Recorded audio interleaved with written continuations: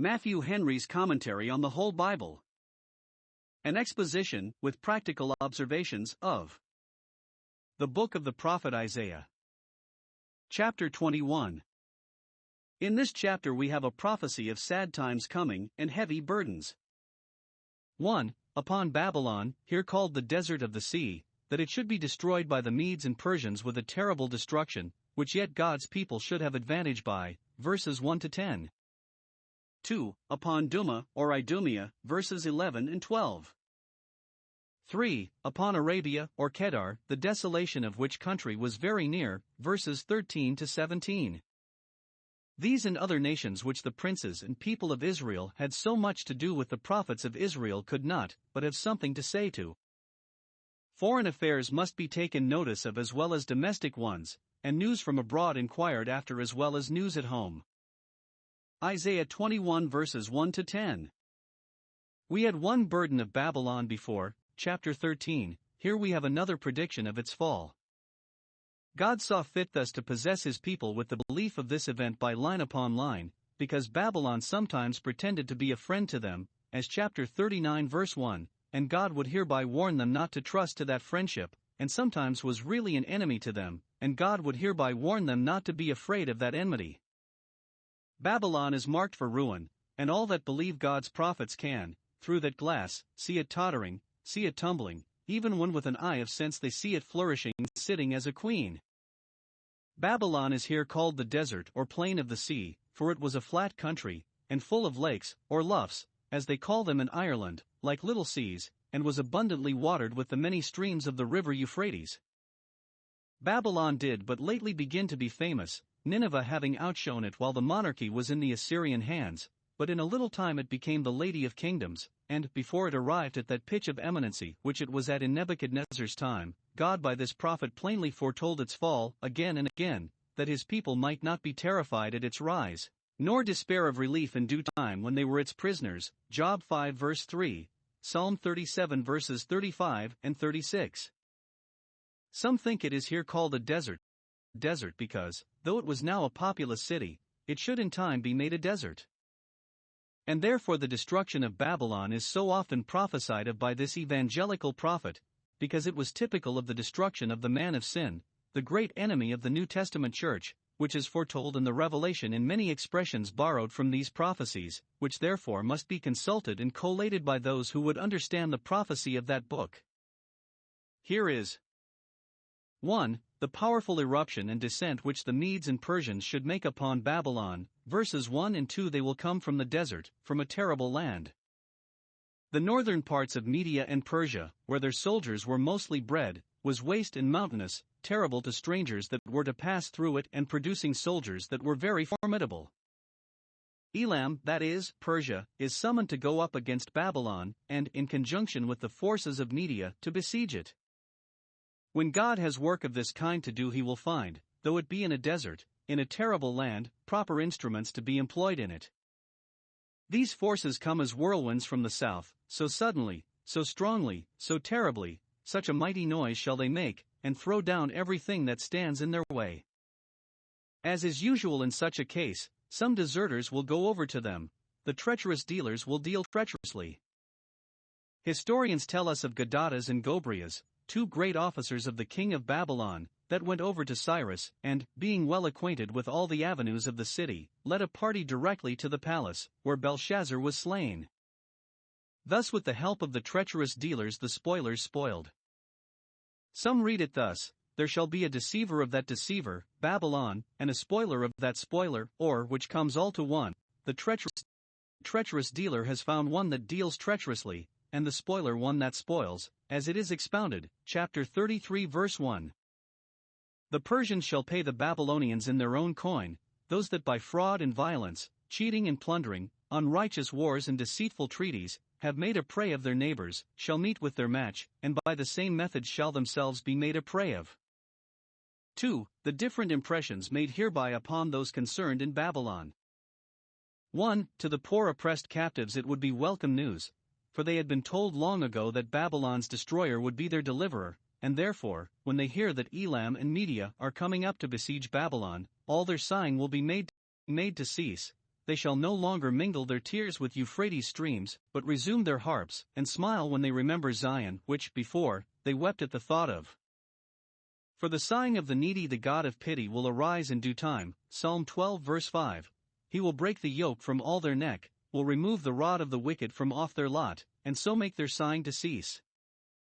2. To the proud oppressors it would be a grievous vision, verse 2, particularly to the king of Babylon for the time being, and it should seem that he it is who is here brought in sadly lamenting his inevitable fate, verse 3, for therefore are my loins filled with pain, pangs have taken hold upon me, etc., which was literally fulfilled in Belshazzar, for that very night in which his city was taken and himself slain, upon the sight of a hand writing mystic characters upon the wall his countenance was changed and his thoughts troubled him, so that the joints of his loins were loosed, and his knees smote one against another, Daniel 5 verse 6. And yet that was but the beginning of sorrows. Daniel's deciphering the writing could not but increase his terror, and the alarm which immediately followed of the executioners at the door would be the completing of it. And those words, "The night of my pleasure has he turned into fear to me," plainly refer to that aggravating circumstance of Belshazzar's fall, that he was slain on that night when he was in the height of his mirth and jollity, with his cups and concubines about him, and 1,000 of his lords reveling with him, that night of his pleasure, when he promised himself an undisturbed unallayed enjoyment of the most exquisite gratifications of sense, with a particular defiance of God and religion in the profanation of the temple vessels, was the night that was turned into all this fear. Let this give an effectual check to vain mirth and sensual pleasures, and forbid us ever to lay the reins on the neck of them, that we know not what heaviness the mirth may end in, nor how soon laughter may be turned into mourning, but this we know, that for all these things God shall bring us into judgment. Let us therefore mix trembling always with our joys. 3. A representation of the posture in which Babylon should be found when the enemy should surprise it all in festival gaiety. Verse 5. Prepare the table with all manner of dainties. Set the guards, let them watch in the watchtower, while we eat and drink securely, and make merry, and, if any alarm should be given, the princes shall arise and anoint the shield, and be in readiness to give the enemy a warm reception. Thus secure are they, and thus do they gird on the harness with as much joy as if they were putting it off. For a description of the alarm which should be given to Babylon upon its being forced by Cyrus and Darius. The Lord, in vision, showed the prophet the watchman set in his watchtower, near the palace, as is usual in times of danger. The king ordered those about him to post a sentinel in the most advantageous place for discovery, and, according to the duty of a watchman, let him declare what he sees. Verse 6. We read of watchmen thus set to receive intelligence in the story of David, 2 Samuel 18 verse 24, and in the story of Jehu, 2 Kings 9 verse 17. This watchman here discovered a chariot with a couple of horsemen attending it, in which we may suppose the commander-in-chief to ride. He then saw another chariot drawn by asses or mules, which were much in use among the Persians, and a chariot drawn by camels, which were likewise much in use among the Medes, so that, as Grotius thinks, these two chariots signify the two nations combined against Babylon, or rather these chariots come to bring tidings to the palace. Compare Jeremiah 51 verses 31 and 32. One post shall run to meet another, and one messenger to meet another, to show the king of Babylon that his city is taken at one end while he is reveling at the other end and knows nothing of the matter. The watchman, seeing these chariots at some distance, hearkened diligently with much heed, to receive the first tidings. And, verse 8, he cried, a lion. This word, coming out of a watchman's mouth, no doubt gave them a certain sound, and everybody knew the meaning of it, though we do not know it now. It is likely that it was intended to raise attention. He that has an ear to hear, let him hear, as when a lion roars. Or he cried as a lion, very loud and in good earnest, the occasion being very urgent. And what is he to say? 1. He professes his constancy to the post assigned him. I stand, my lord, continually upon the watchtower, and have never discovered anything material till just now. All seemed safe and quiet. Some make it to be a complaint of the people of God that they had long expected the downfall of Babylon, according to the prophecy, and it had not yet come, but withal a resolution to continue waiting, as Habakkuk 2 verse 1, I will stand upon my watch, and set me upon the tower, to see what will be the issue of the present providences. 2. He gives notice of the discoveries he had made. Verse 9. Here comes a chariot of men with a couple of horsemen, a vision representing the enemy's entry into the city with all their force, or the tidings brought to the royal palace of it. 5. A certain account is at length given of the overthrow of Babylon. He in the chariot answered and said, when he heard the watchman speak, Babylon has fallen, or God answered thus to the prophet inquiring concerning the issue of these affairs, it has now come to this, Babylon has surely and irrecoverably fallen. Babylon's business is done now. All the graven images of her gods he has broken unto the ground.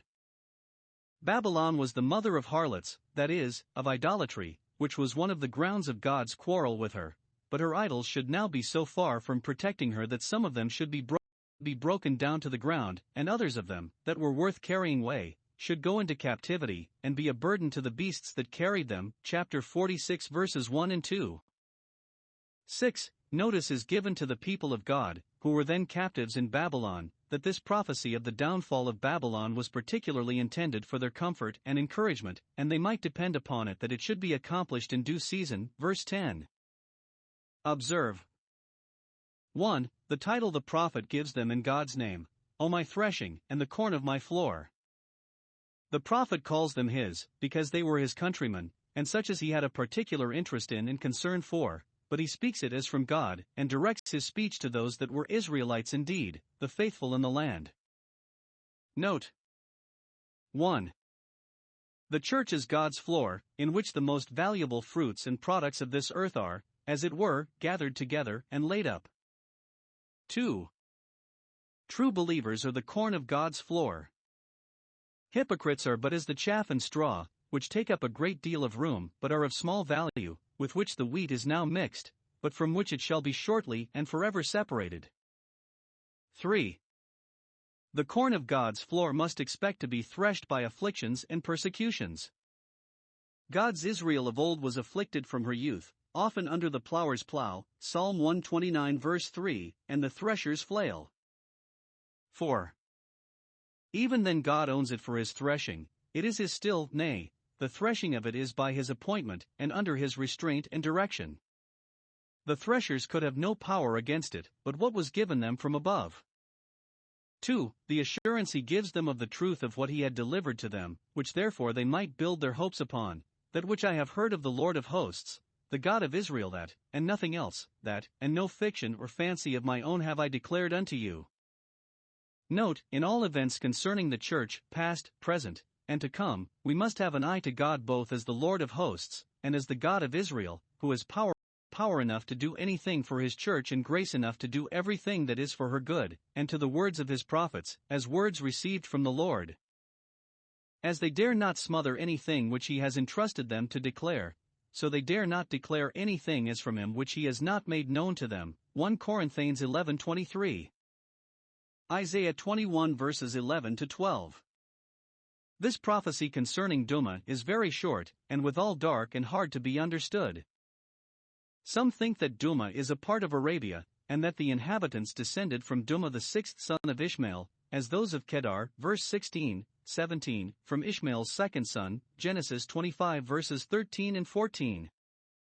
Others, because Mount Seir is here mentioned, by Duma understand Idumea, the country of the Edomites.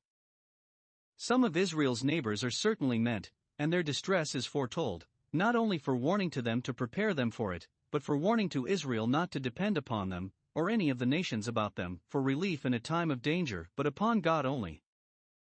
We must see all creature confidences failing us, and feel them breaking under us, that we may not lay more weight upon them than they will bear. But though the explication of this prophecy be difficult, because we have no history in which we find the accomplishment of it, yet the application will be easy. We have here 1. A question put by an Edomite to the watchman. Someone or other called out of Seir, somebody that was more concerned for the public safety and welfare than the rest, who were generally careless and secure. As the man of Macedonia, in a vision, desired Paul to come over and help them, Acts 16 verse 9, so this man of Mount Seir, in a vision, desired the prophet to inform and instruct them. He calls not many, it is well there are any, that that all are not alike unconcerned about the things that belong to the public peace. Some out of Seir ask advice of God's prophets, and are willing to be taught, when many of God's Israel heed nothing. The question is serious: what of the night? It is put to a proper person, the watchman, whose office it is to answer such inquiries. He repeats the question, as one in care, as one in earnest, and desirous to have an answer. Note 1. God's prophets and ministers are appointed to be watchmen, and we are to look upon them as such. They are as watchmen in the city in a time of peace, to see that all be safe, to knock at every door by personal inquiries: is it locked? Is the fire safe? To direct those that are at a loss, and check those that are disorderly. Canticles 3:3, and Canticles 5:7. They are as watchmen in the camp in time of war. Ezekiel 33 verse 7. They are to take notice of the motions of the enemy, and to give notice of them, to make discoveries, and then give warning, and in this they must deny themselves. 2. It is our duty to inquire of the watchman, especially to ask again and again, what of the night? For watchmen wake when others sleep. 1. What time of the night? After a long sleep and sin and security, is it not time to rise, high time to awake out of sleep? Romans 13 verse 11. We have a great deal of work to do, a long journey to go. Is it not time to be stirring? Watchman, what o'clock is it? After a long dark night, is there any hope of the day dawning? 2. What tidings of the night? What from the night? So some, what vision has the prophet had tonight? We are ready to receive it. Or rather, what occurs tonight? What weather is it? What news? We must expect an alarm, and never be secure. The day of the Lord will come as a thief in the night. We must prepare to receive the alarm, and resolve to keep our ground, and then take the first hint of danger, and to our arms presently, to our spiritual weapons. 2. The watchman's answer to this question. The watchman was neither asleep nor dumb, though it was a man of Mount Seir that called to him. He was ready to give him an answer. The morning comes. He answers. 1. By way of prediction, there comes first a morning of light, and peace, and opportunity. You will enjoy one day of comfort more, but afterwards comes a night of trouble and calamity. Note, in the course of God's providence it is usual that morning and night are counterchanged and succeed each other. Is it night? Yet the morning comes, and the dayspring knows his place. Psalm 30 verse 5. Is it day? Yet the night comes also. If there be a morning of youth and health, there will come a night of sickness and old age. If a morning of prosperity in the family, in the public, yet we must look for changes. But God usually gives a morning of opportunity before he sends a night of calamity, that his own people may be prepared for the storm and others left inexcusable. 2. By way of excitement, if you will inquire, inquire. Note, it is our wisdom to improve the present morning in preparation for the night that is coming after it. Inquire, return, come. Be inquisitive, be penitent, be willing and obedient.